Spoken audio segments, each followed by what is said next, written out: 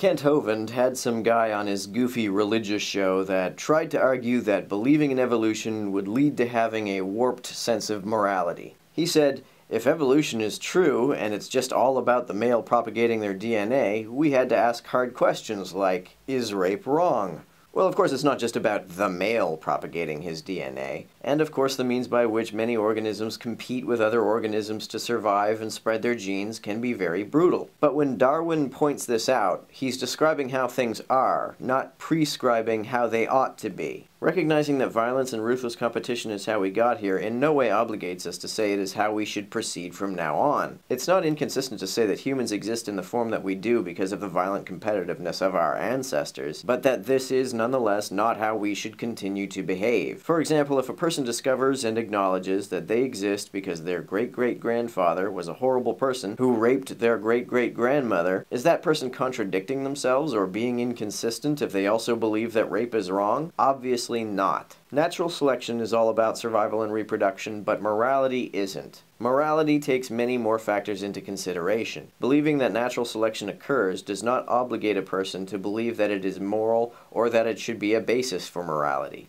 But even if survival and reproduction were a valid basis for morality, behavior that has been advantageous to our survival in the past may no longer be advantageous now. For example, we have such strong cravings for carbohydrates and fat because for a long time we lived in a circumstance in which eating all the carbs and fat we could get our hands on was a great nutritional strategy. However, in our current situation, eating all the carbs you can find is a terrible nutritional strategy. Our cravings for carbohydrates are far stronger than they need to be, especially if you live in a developed country. Pointing out the fact that we crave carbohydrates because of evolution, and because it was advantageous to us in the past, does not in any way imply that these cravings are, therefore, good, justified, or intractable. It doesn't even necessarily imply that they are still advantageous to our survival. In fact, the knowledge that these unhealthy cravings are a product of evolution may give us valuable insight into how they can be overcome. If we were to find that human tendencies toward violent behavior are the product of evolution, this would not be a justification of those behaviors. On the contrary, we should use that knowledge to reduce the incidence of those behaviors. Evolution may explain why organisms behave the way they do, but it says absolutely nothing about whether those behaviors are or are not justified. The theory of evolution makes no moral prescriptions of any kind.